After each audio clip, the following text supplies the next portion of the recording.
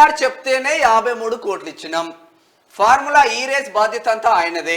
ప్రభుత్వ నోటీసులకు అరవింద్ కుమార్ రిప్లై. చూడరిగా ఏమైందంట అసలు యాక్చువల్గా అరవింద్ కుమార్ ఈ రేస్ పోతుందో అసలు ప్రపంచంలో పెద్ద రేసు అని చెప్పేసి కారు ఆడికి పోయి కారు రేసు చూస్తందుకు పోతే 2 లక్షల రూపాయలు టికెట్ దానికి, 1,50,000, 2 లక్షలు, 3 లక్షలు, 5 లక్షల రూపాయలు టికెట్లు దానికి. అయితే ఇది పోతుంది మొత్తం పోవడం వల్ల మొత్తం నష్టమైంది అని చెప్పేసి అన్నాడు కదా కేటీఆర్ కానీ తర్వాత వీళ్ళందరూ కానీ బ్యాచ్ అంతా.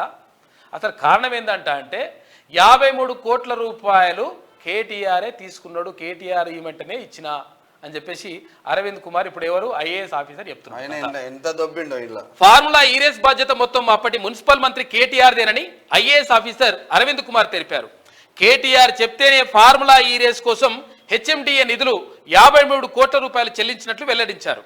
ప్రభుత్వ అనుమతి లేకుండా హెచ్ఎండిఏ నిధులు ఫార్ములా ఈ రేస్ కు బదిలీ చేశారనే ఆరోపణలు వచ్చినందున వివరణ ఇవ్వాలని అరవింద్ కు రాష్ట్ర ప్రభుత్వం ఇటీవల నోటీసులు ఇచ్చింది.